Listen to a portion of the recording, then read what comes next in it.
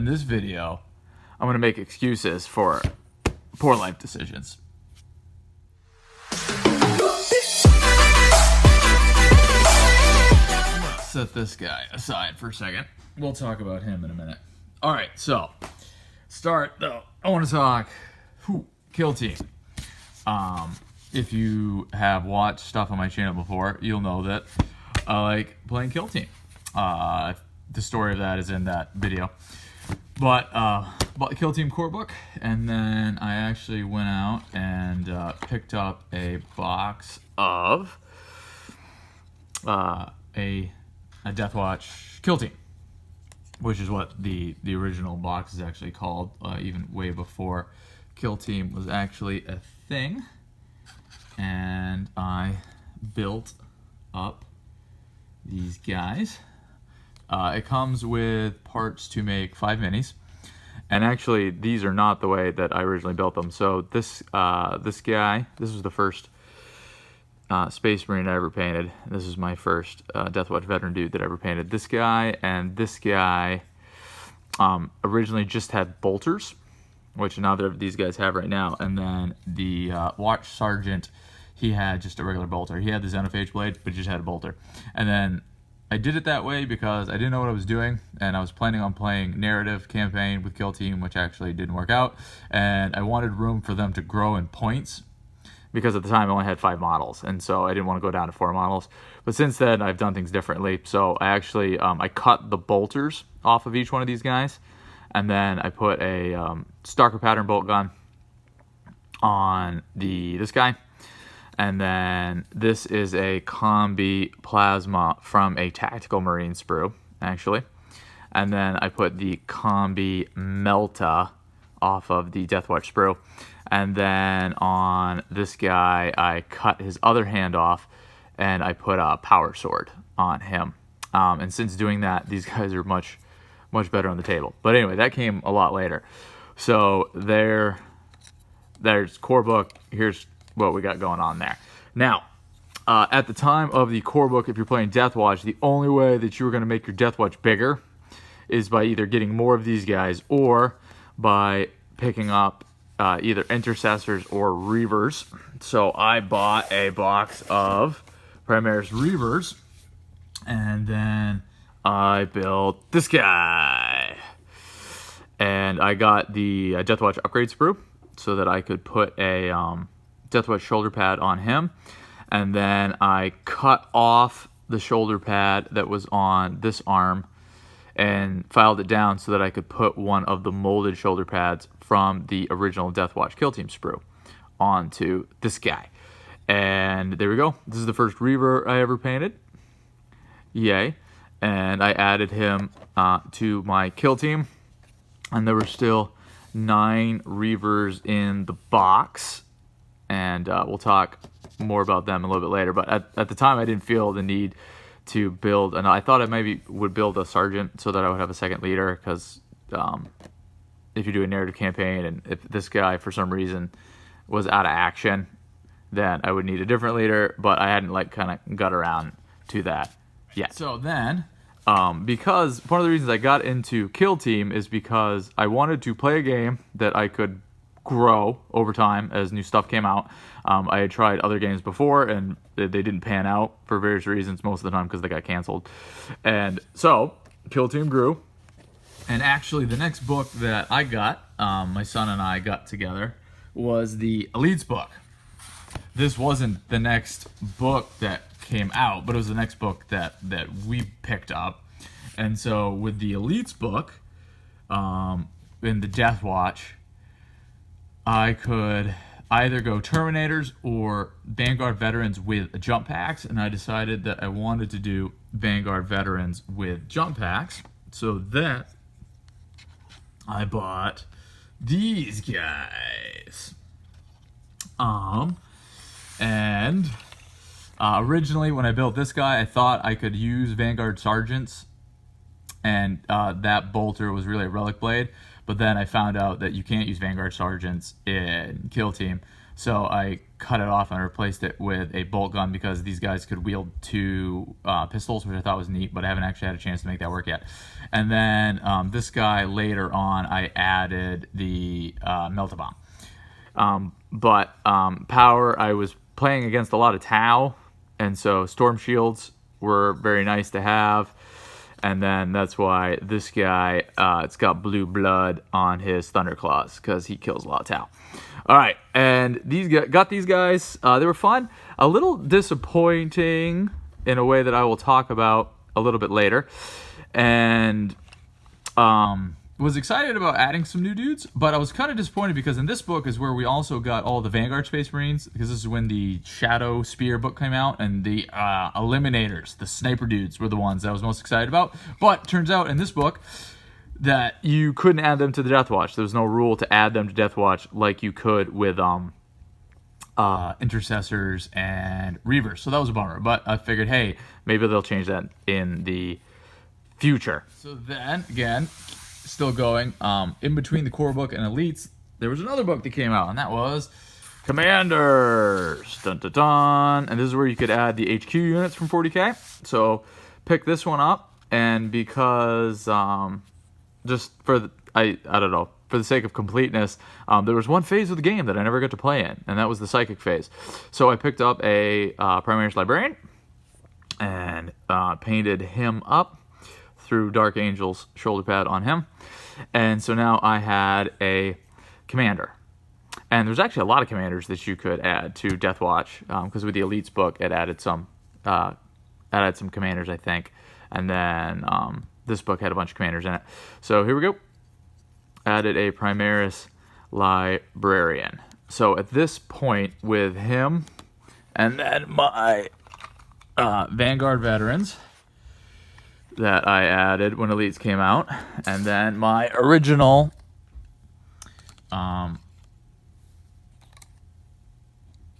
Deathwatch kill team, plus the one Reaver that I painted, I had probably somewhere in realms of like 300 points. Like there's 200-ish with these guys, and this guy was like 90-something. So because some of the commander games, you can play 200 points. They kicked it up to 200 points. And that's often a commander would be like a big chunk of that second part. So now, like I could play commander games and always be able to max out my points and kind of mix up my dudes. So then they announced that in White Dwarf, this White Dwarf right here, White Dwarf, what number is this? I don't know, October of 2019. I guess it has a number. And it doesn't actually show you anywhere on the side, but they added in rules for the Vanguard reinforcements, which these are the same models that are in Elites, but they the multi-part kits were coming out. So the Eliminators got a new weapon, and the Infiltrators you could build as incursors, I think, or whatever. And I was hoping, oh, hey, maybe they'll add these to Deathwatch. And in here, there are no rules to add these guys to Deathwatch. Even though, strangely enough, in here, there is a battlefield modifications where they talk about how you could, like, mod these guys. And they give example armies. And one of the ones they give is a Deathwatch army with the Primaris Lieutenant, Primaris Librarian and Phobos armor, Eradicator, and Intercursor. Is that guy an infiltrator? I don't know, he might be. So someone at Games Workshop made this kill team, but there's no rules to actually make these. So I guess it's open play. You can just do whatever you want and just say that, oh, I can use these models and I'm going to give them the specialized ammo, maybe rule. Or maybe I just won't do specialized ammo and I'll have them in there. So I thought this was weird. I thought maybe this is a precursor that they're going to upgrade the Deathwatch in kill team at some point. But so thus far, they still haven't. And I don't know if they're ever going to, actually. I really was interested, and actually, I guess in my immature hobby brain, I got fixated on those Eliminators, and I really wanted to play them. And some of the other other Vanguard Space Marines and that kind of stuff.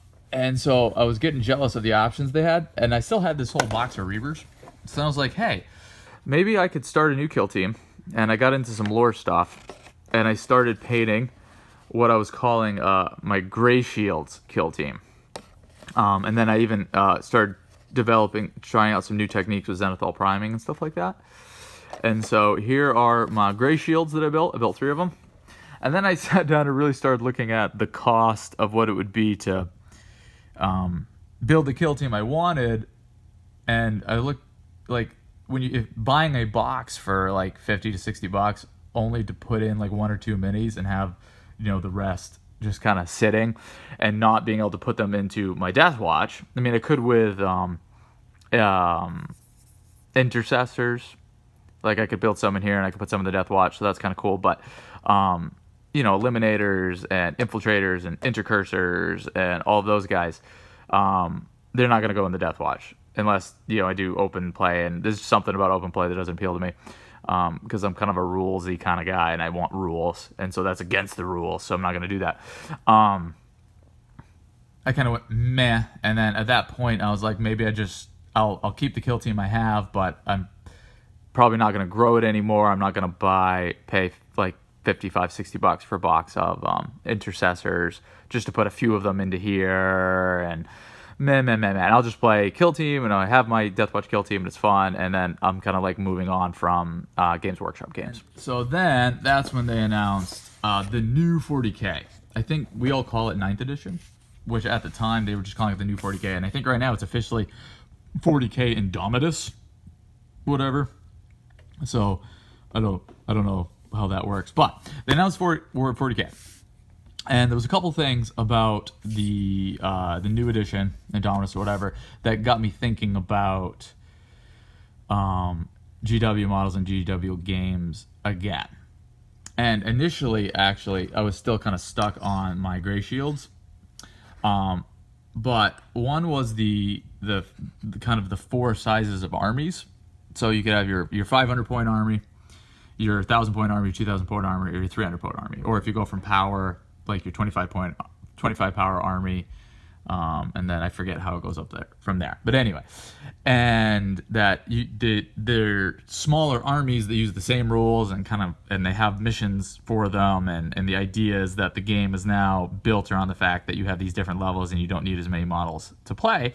And they said they were going to do points changes, and they announced one of the points changes, and it was for intercessors, and I don't remember exactly what it was. I thought about looking up, but it was at least 20 points. It might have been like 22 points. And I was thinking like, wow, like 100 points. That's just 5 models, or even like 5 models would be over 100 points. And if 500 points is the smallest army, that like really shrinks it.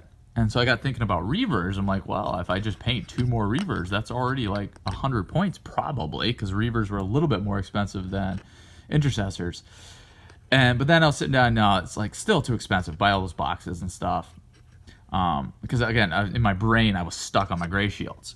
But then, as I was thinking about it, I was like, hey, wait a second. What if I like grabbed all my Deathwatch guys? I wonder how many points that I would have, these guys. And I was thinking like, well, these guys are probably close to 100 points.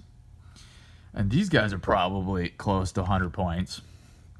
And he's, I don't know, probably, like if kill team is at correlation, he's probably close to 100 points. And then I have, like, I painted these guys who are now sitting on my shelf, but I got, a whole box of Reavers over here, and I've only painted 4, which means I got 6 more, which means I could paint 4 more of these guys and probably have 100 points, and then I'd still have some stuff left over, and maybe I could use that Primaris Lieutenant, like I could kit bash a Primaris Lieutenant out of the last guy, because you could make a Reaver Lieutenant who just has all the Reaver bits, and he would be another HQ. And I'm like, you know what? I probably have 500 points or close to 500 points of Deathwatch. Okay, and then they released the free power ratings, and again, you can download that. But I'm pretty sure like these guys were like 5 power. And then these guys were like, no, these guys were like 8 power. and these guys were like 5 power, and then a squad of these guys was like 5 power, and this guy was like 5 power. And so that kind of put, I think when I added up what I had, looking at that free power sheet, I think it was like 24 power, which is only 1 power away from the 25 power. And so, like, oh, okay, I think I have like that 25 power, 500 points worth of stuff if I build some more Reavers, and especially if I kit bash a Primaris Lieutenant, if Deathwatch can use that. And then, and so at that point I was like, okay, I'll pick up a core book, and start looking at it. And so I grabbed the core book.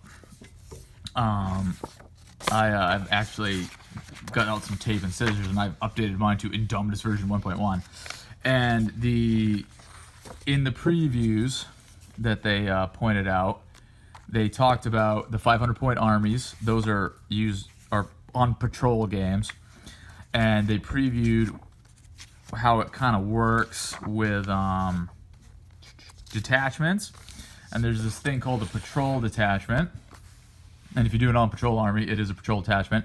And so you got to have 1 to 2 HQs. So check.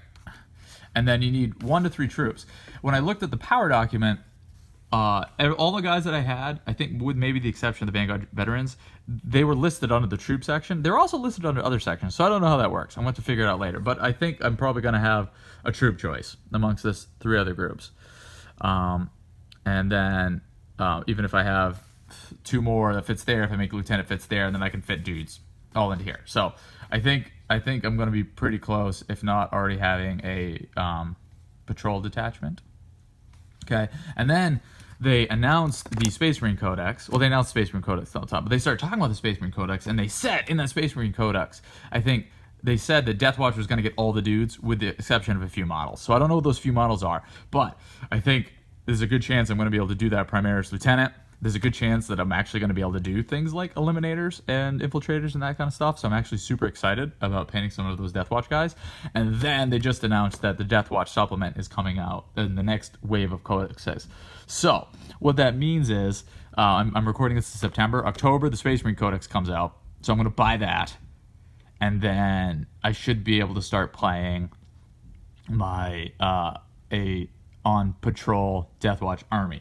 Now, the rules for my veterans might not be in there, but they said you're supposed to use your 8th edition stuff, and I'm not going to buy the 8th edition codex for these, but inside the box for these guys was a book that had the 8th edition rules. So I have the 8th edition rules for these guys, and then I know the new rules for the melta-guns and stuff are all going to be in the new book.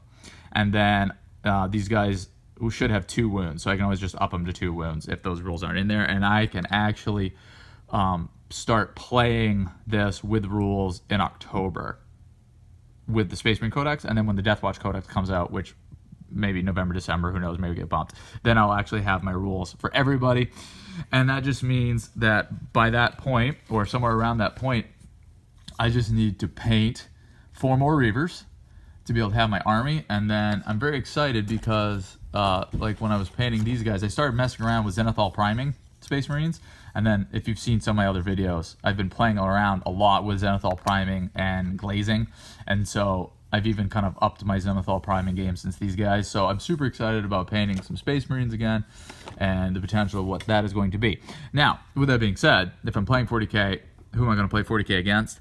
Well, I live in rural New England, and it is COVID era, but we're doing pretty well in rural New England, and the COVID restrictions are such that there is a local game store that plays. My son plays Kill Team with me. He actually split most of this stuff, and he's been saving up his allowance money, and so he plays Death Guard, and then the Death Guard Codex is coming out in the next wave, so he's thinking about that. And then my Kill Team buddy Jason, aka Jasonalwaysready, who you've seen some battle reports with me and him, he has way more Tau and his Tau kill team than I have Deathwatch and my Deathwatch kill team. So I think he's just like 1 HQ away from a 1,000-point army. So he'll, I bet I can con him into picking up the 8th edition Tau Codex and playing some 40K. So I now found myself in a situation where, since I've been collecting kill team, I've collected my way into a 40K army. And I'm pretty excited about that, because now that I've collected my way into a 40k army, I can now collect my way from a 500 point army to a 1,000 point army to a 2,000 point army to a 3,000 point army. And then just because I'm obsessive about collecting the way I am, if I ever got to a 3,000 point army, I'd probably buy Apocalypse and go from there. So I'm like, I was kind of down on the GW train, and I figured, look, Kill Team's fun. I'm glad I have a Kill Team. I'll play Kill Team, but I'm probably not going to get any more. To now making poor life choices and going all in on 40k. And I bought this big massive rule book from my friendly local game store, and I'm going to buy not only a codex from them, but now also a codex supplement. And then I have a long list of models. Like, I want to paint some. If eliminators are allowed in Deathwatch, then definitely you'll see me paint, or I'll talk about, I don't know if you'll see me paint, but I'll talk about some eliminators. And then I want to paint a Dreadnought, and I know I can paint because those are in the power list currently, and I'm sure they're not going to take them away. So like, I'm going to paint a Dreadnought. I'm pretty excited about that. And then I want to paint a Watchmaster, and those Blade Guard veterans who they've already said are in the Deathwatch. You can get Deathwatch rules for them. Those look really cool. Kind of want to paint those guys. Heavy intercessors look cool. Kind of want to paint those guys. I mean, there's just a lot. Now I'm jumping down that endless pit of playing a GW game again, which is probably bad for my health. No, it's good for my health, bad for my wallet. There's an Eisenhorn miniature that I bet I'd be able to play. He's a Xenos Inquisitor. Read the Eisenhorn trilogy, really loved it. I could see myself picking him up, painting him. I don't know. I'm excited about it again. I got a bunch of Death May Die minis sitting on my desk all ready to paint that I need to sit down and make myself paint those to get them off my desk. And then I'm probably going to be building Reavers. And then I'm going to do my kind of how I paint Space Marines 3.0. I got some ideas. I want to do some oil paints, but I don't think I can afford them because October is... so I bought this in September. October is Space Marine Codex. November is Rhythm of War, which is the next Stormlight Archive book by Brandon Sanderson. So I'm buying that. And then either in November or December or maybe January is the Deathwatch supplement. So my Spurge fund is going to be pretty tight for probably till like January, February. So I'll probably just, instead of just take the extra time to use acrylics, where the oil would speed it up, but I'll just use the acrylics. And then instead of using oil washes, I'll use contrast, because I've seen some videos about that. But I'll paint a model, and then I'll probably do a video series about how I paint Space Marines 3.0 and do a bunch of Reavers. And then excited about getting a new Army roster video up, and then getting up maybe some battle reports with me and my oldest son, or me and my friend Jason. Yeah, fun. So you'll see some more 40k content on this channel, which, I don't know, it's fun. 40k content gets more views, so that'll be fun. Really excited. I've got my hobby. I mean, I was excited anyway because I got some cool CMON games. Like, I'm still painting Death May Die. I got Project League to paint, and then I have Chudvong Legends, and then Onct coming in. So, I mean, I had plenty of stuff to paint, but man, GW models are just fun to paint and fun to collect. And now I have years and years and years of collecting them and painting them ahead of me, because, I mean, Space Marines get the most new releases, and if they're kind of moving this direction that like Deathwatch is getting most of the stuff, then I'm gonna have plenty of stuff to paint, because they're always making new Space Marines, because that's where they make most of their money. Okay, cool. There we go. Yeah, it's good talking to you guys. Yeah, I forgot. I was going to talk about my disappointment in these guys, these Vanguard veterans. So the Vanguard veterans, kind of the idea of the impression that I got of them is they charge in, they get protected by their storm shields, and then they smash Tau in the face. And they got 12 inches on these jetpacks, and they can fly over stuff. And Kill Team, it didn't work as well as I thought it would, because you charge in the movement phase, and when you charged, you roll 2d6, and it didn't matter what your base movement was. And so usually charging, I would actually have moved less than what these guys could actually move.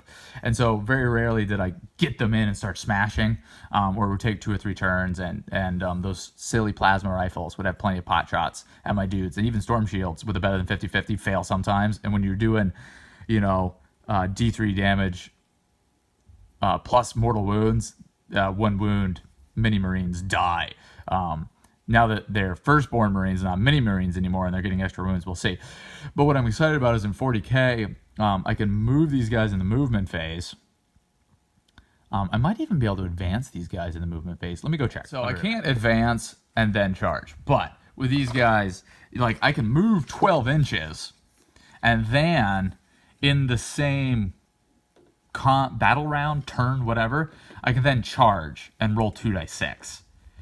And then charge them and smash people in the face. And so I feel like they're mechanically, these guys are going to feel better in 40k than they do in Kill Team. And I think, I think I think Kill Team does a good job of feeling like 40k, what little I know about 40k, but these guys kind of, I feel like they lost something, and I'm excited about them getting it back. The new Storm Shield rules are going to be interesting, but also things like I can charge these guys in, and I get to decide who takes hits and stuff like that is pretty fun. So I'm looking forward to playing these guys in 40k and just seeing how they feel, more like charging in and smashing dudes in the face, and then this guy can sit in the back and shoot people in the face with pistols and stuff while these guys are smashing them in the face, and this guy's like cha-cha-cha-cha. So there we go. I'm excited about that. I'm excited about the feel and the cadence of 40k and how these guys work in that. All right.